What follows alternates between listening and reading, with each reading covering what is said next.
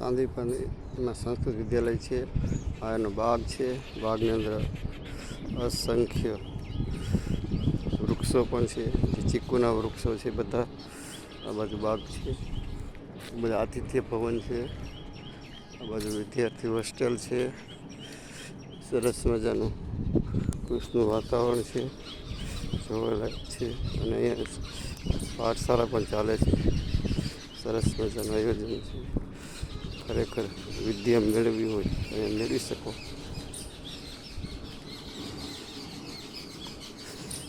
આ ચીકુનો બાગ છે, ચીકુના વૃક્ષો છે.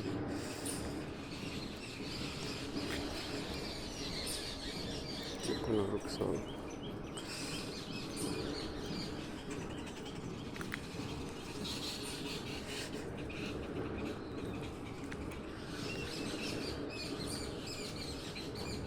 સાંદીપની આશ્રમના ચીકુના વૃક્ષો છે.